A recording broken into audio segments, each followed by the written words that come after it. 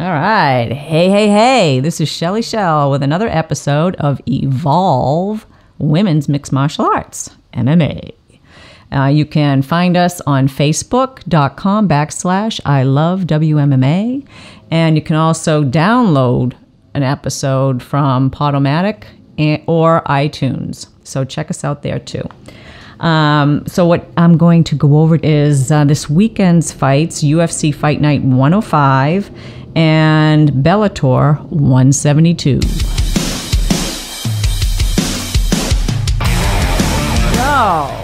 UFC Fight Night. This was on Sunday night.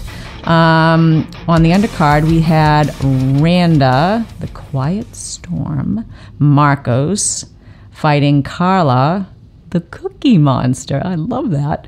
Esperanza. Carla was the former UFC champ. And she got defeated in this fight, but I don't even know what the frickin' judges were looking at. I had to watch the fight twice because I was like, how did she lose? How did she lose? Just my own personal feeling. Don't let it go to the judges. I know you fighters might hear this a long time, and I know you're trying to fight and finish the fight. You're doing your best to finish the fight, but man, you got to really get out there and go after it. People were booing. The crowd didn't agree. Oh, either. You watched? Yeah. Like the decision was just like crazy. I mean, the first round, Esperanza, she gets the takedown, but Marcos attempts to gets in a better position. She does a reverse triangle and tries to get out of it, but then catches Esperanza and kind of like caught her arms, and she's ground and pounding her. I mean, there was a brief moment of that, but the most of the fight was the two of them in the middle, and I guess the judges took it that that Marcos was dominating or controlling the center of the ring. But to me, and of course I'm not there, you only see one side of the TV camera. It didn't ever look like Marcos's punches were actually connecting, which to me, Carla's seemed to connect. And she was suddenly she was pushing the pace too. Yeah, constantly. Pretty clearly pushing the pace. Yeah, well, and then, in the second round, Esperanza landed an illegal knee. Maybe, the judges kind of subconsciously took that into effect, but it was kind of close. I wasn't even sure. I had to watch, everybody kind of watch the replay. But, even Marcos didn't even notice that her knee was down when she actually got kneed to her eye, and she got a nice little gash from that. But the fight was still moving. One of the things that I found too annoying is that at the end of each round, Esperanza was like pummeling her, or had her, like I think the second round, had her in an arm triangle, and was squeezing the life out of her. And I mean, granted, Marcos was punching with strikes to her, to the side, and still kind of like in it, but who was dominating? It was the Cookie Monster. She was dominating. One of the things in this fight, too, that I found really annoying, and why there wasn't, but maybe this isn't Carla's game. She's not a kicker. She's more of a ground person, I guess, and not really a striker.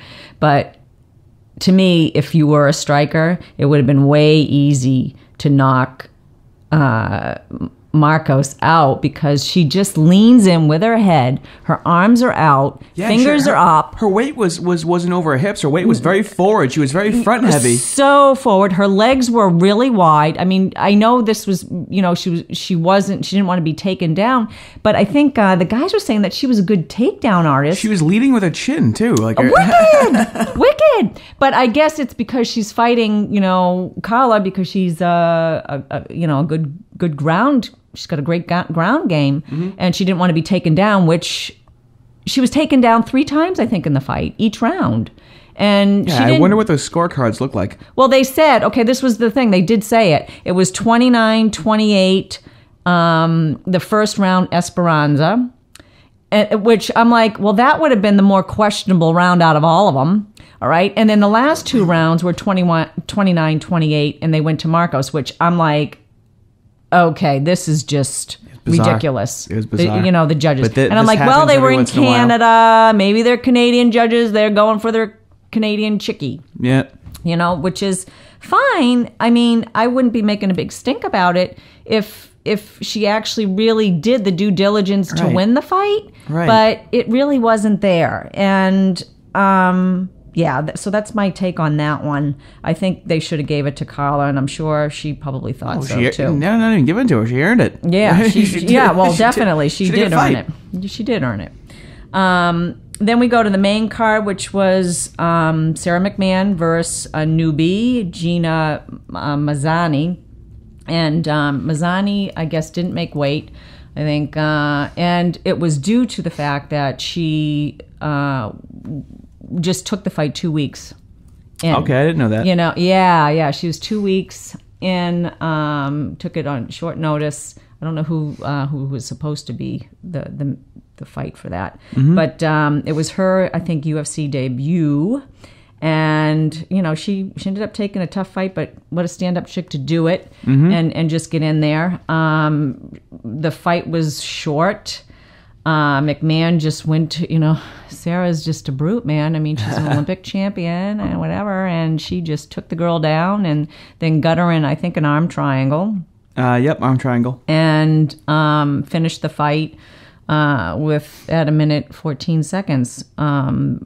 And, it was, you felt bad for Manzani because I don't think she wanted to go a little longer, like maybe she, I don't know, but she had tears and I felt bad for her because I think, she just wanted to put on a better show. But kudos to Sarah McMahon for being the stand-up little chickie she is. She went over and I think she said some more words of encouragement to her. I don't know what was said. It would be nice to know what she said to her. And I know they were kind of, smiling and chuckling at the end. So that was kind of a good thing. And girls do that. I like that about the women's MMA a lot. It's definitely a distinct difference. Oh, hugely distinct difference. I years ago, Roxanne Martifari fought Tara LaRosa, and they came out and they put on like a little show. And this was at Moosin, which was an old promotion that I think they only had one fight here in the States. They came out of, where was it? I don't know, someplace over in, Turkey, or I don't know where it was. But anyways, they came out and they fought, and it was a great brawl. And I think Roxanne beat Tara, but they were bowing towards one another, and they just did like a really good, friends, like a friendship kind of thing. Yeah. And it was really... it was a different thing for people to see how women behave in the ring. It was a different contrast to how the guys are, I guess. Mm-hmm. And there was a much more greater display of respect. And they did a little showmanship. I mean, it was kind of like that Pride thing where they both walk in with their get-ups. Tara walked in with a white, cowboy hat, and Roxanne comes in with her stuff. And they just kind of went back and forth at each other. It was fun. But anyways, speaking of Roxanne, she's got a book that's coming out. I don't know if it's The Happy Warrior on meditation and being happy as a fighter. I actually can't remember the name of the book. I just saw like a little plug for it, but it's something that I actually want to pick up and read soon. So, with that said, back to the fights. The fight that was really good this weekend that I had to watch a couple times because it was a good brawl. Was Bellator with Brooke, the Bully Mayo, and Vita Ortega. Now, this was Mayo's pro debut, and it was definitely the best fight of the weekend for women's. Yeah, it was really, really good. They really let loose. What was funny about it is they came out in the first round, and they're, like what happens is you especially if you're new and you get a little nervous or whatever, I would think you come out and you're just like after it, completely after it. And they were both exchanging punches, and Mayo took Ortega to the ground, and I mean, like, got her back, and was almost getting a rear naked, but then kind of lost the position, and Ortega came out with some good ground and pound, and then they got off the fence, they went back to standing up, and then of course it was like the third round comes around, or the second round is kind of pretty much the same stuff, I think. But there was a lot, a strike. They started off slow, but there was some similar things. Mayo got like another takedown, but then by the third round, oh my God, it was like a freaking all-out war. You didn't know which way it was going to go, and you couldn't tell really how the judges would score it, because it was back and forth really well. And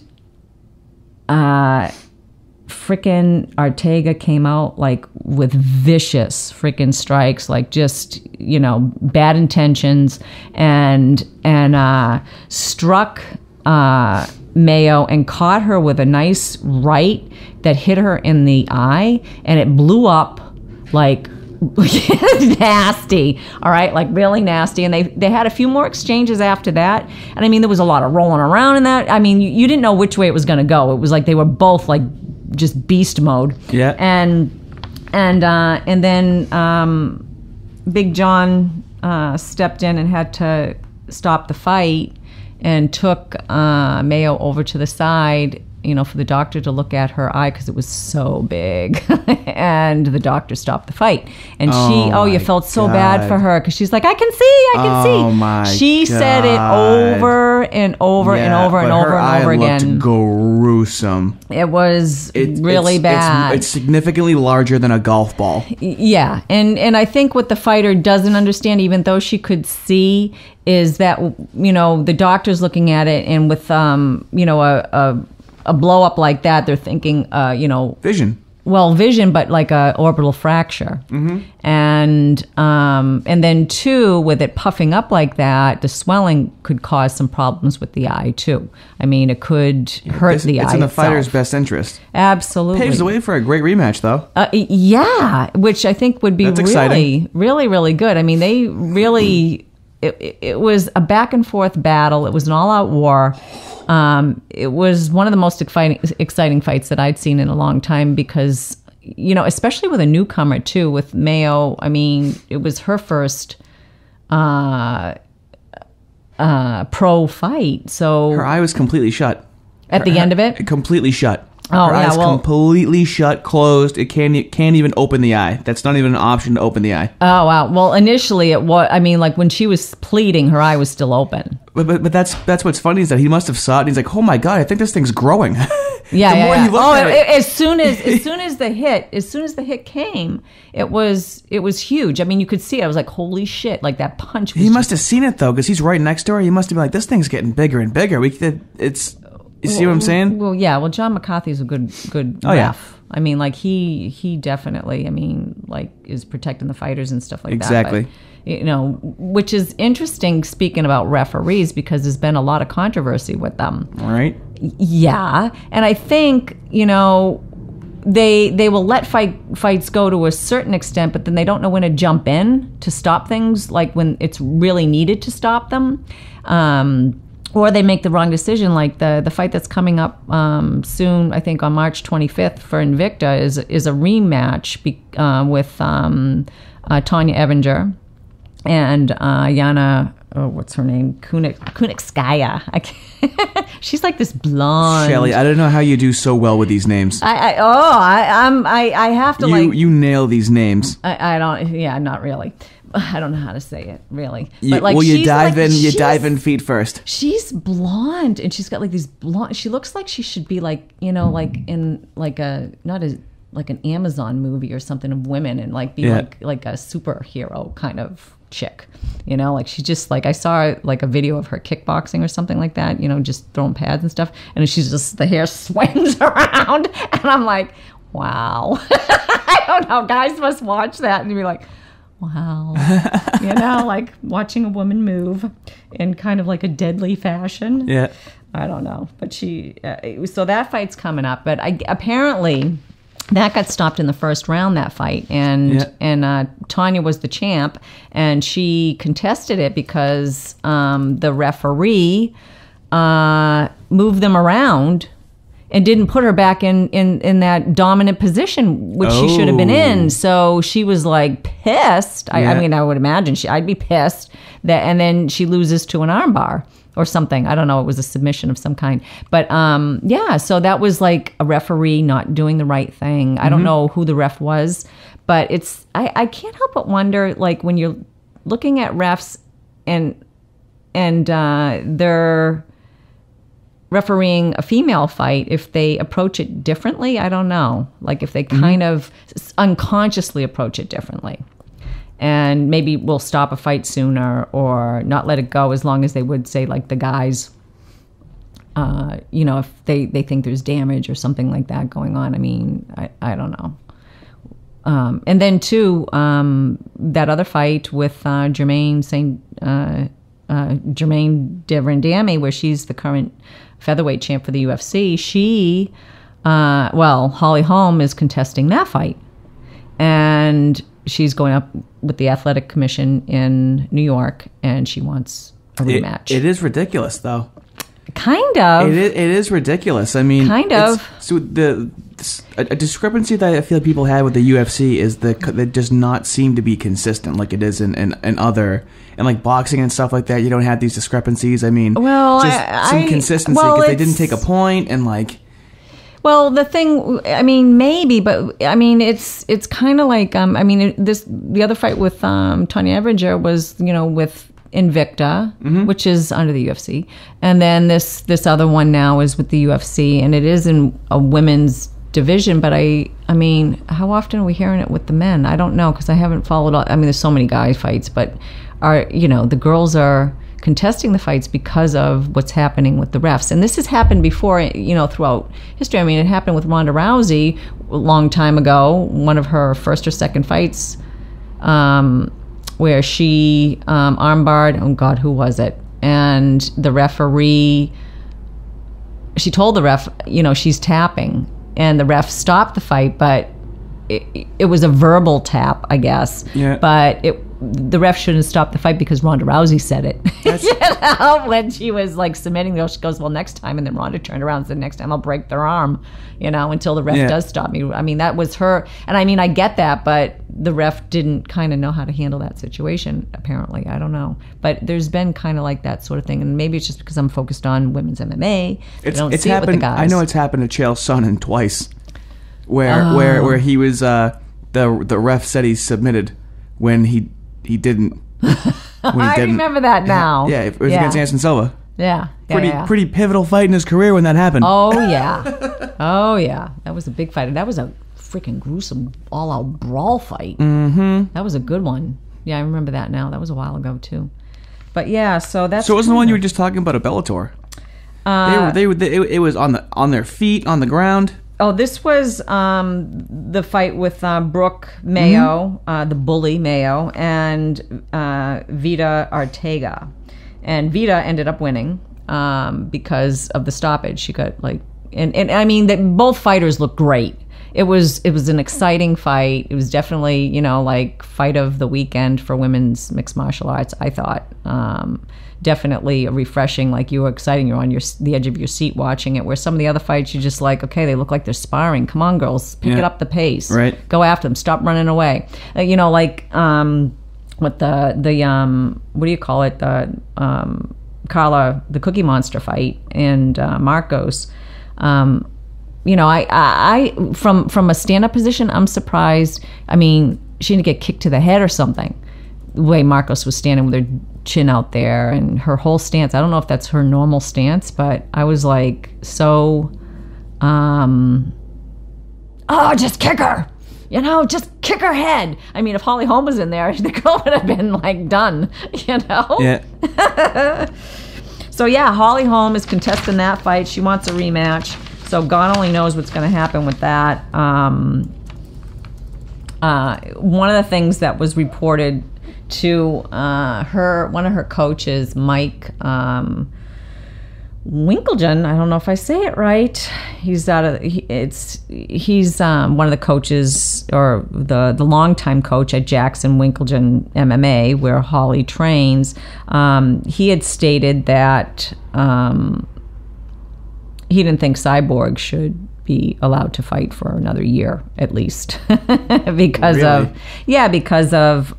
the doping incident. Mm-hmm. But it looks like she's going to be cleared of it because it was used for therapeutic uses, and she'll have an exemption, which is great. Mm-hmm. So we may be seeing her soon. But if we have that rematch between Holm and Derendami, that'll be first. Then it'll be whoever takes that fight. But my feeling was, when he stated that, I was like, he doesn't want Holly fighting her, fighting Cyborg. I kind of, and where Derendami's like, yeah, bring me her, Yeah. I want to fight her. And I think their coaches don't want her to fight that. I think that's why he made that statement. I think, truth be told, anybody that fights Cyborg comes out of it, it's a tough fight. Everybody kind of figures Cyborg's going to win. Yeah. So I don't know. But one of the things about Bellator that I liked and I kind of forgot about, or I actually didn't realize, is Scott Coker, who used to run Strikeforce before the UFC purchased it and kind of dismantled it and took over the women's MMA. He was kind of a strong proponent of bringing women's mixed martial arts into the forefront. He really supported the ladies and put up, had the fights during Strikeforce. A lot of these girls started out that way, and it shows because he's still doing that, and they're starting the featherweight division in Bellator now, and it's Marlos Kunin against Julia Budd, which is a fight that makes sense, for a featherweight title fight, where the Holly Holm and Derendami one did not. And the interesting thing about it is Marlos has fought Cyborg, lost twice to Cyborg, and fought Tate, lost to her, but she's 23-7, and you look at the fights that she's had. They're respectable fights. And she made it to the playoffs and the championship a couple of times. She just couldn't seal the deal. Exactly. I mean, I know she's with a different promotion, but and it's interesting. She's still with the same promotion, or the same. Like, they weren't. This is one of the things too. Like, Bellator, when Bjorn, what the hell's his name, Rebney, when he had Bellator, he said, "Oh, I'm going to do all this stuff for women's MMA," and well, needless to say, he's not with them anymore. He got fired, and Scott Coker ended up taking over, which is great for women and for the promotion. I think, even though Bjorn started Bellator, but he rubbed me the wrong way years ago when all the women's divisions were kind of mounting up. Strikeforce had like this stuff going on, but there was like this big call for a women's only promotion, and the UFC was interested, and Bjorn said, "Oh, well, we're gonna help women out," and he kind of, to me, used Zoila Fausto, who's a great MMA striker, and she was a champ, and they kind of used her where they put her out in California in her hometown. It was supposed to be televised on Spike TV. Here is Zoila saying, "Yeah, watch me, I'm going to be on TV in my hometown, can't wait," and stuff. And they never freaking showed, they never aired the fight. It was one of the only reasons why I watched that fight that night. I was so pissed. Right. I was so pissed that they didn't air it. And well, so now you see, I mean, the universe works. He's no longer with them, I guess. I don't know. And Scott Coker who's really helped bringing women's MMA up. So, yeah, they got the featherweight kind of thing going now. That's going to take place actually March 4th. And at Bellator 174, like I said, this is a fight that makes sense. Julia Budd, who's 9-2, her losses, interestingly enough, were during the Strikeforce, the beginning of women's MMA with Strikeforce against Rousey and Nunes, who are the champs, and those are her only 2 losses. All right, and she beat Jermaine Derendami. So here you have, I mean, Julia Budd, who isn't with the UFC or whatever, but she was fighting, I think, for Invicta. But now has signed with Bellator, so I don't see her, trading places or leaving, which is kind of sad for the UFC. But this should be a really good matchup. This is going to be an all-out brawl, I think, coming up. Who will win? I don't know. I got to think about that one a little bit more. Maybe on the next podcast, I'm gonna review some fights and stuff and really mull it over, huh? Yeah, I haven't seen Julia fight. I mean, I saw her when she fought against Rousey and she lost, and so I haven't really seen her fight since then. I haven't followed her so much because she hasn't been in the UFC. Kunin is a strong fighter. I mean, she's scary. She's just got the sweetest, nicest kind of face and everything like that. You never walking down the street, if you met her, you'd never think she was a fighter. Mm-hmm. But man, she can do some serious damage.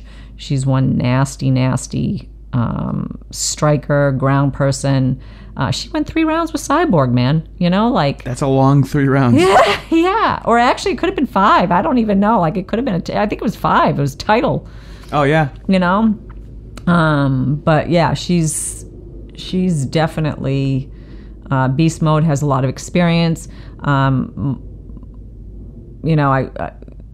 Yeah, she's a champ. She's been there. She knows the drill, so to speak. So talking it out now, I think she would probably be the lead and the winner in that match. But it's hard to say. You got 2 great fights. That's going to be a great inaugural featherweight fight that's coming up March 4th. Definitely a must-see, I think, for sure.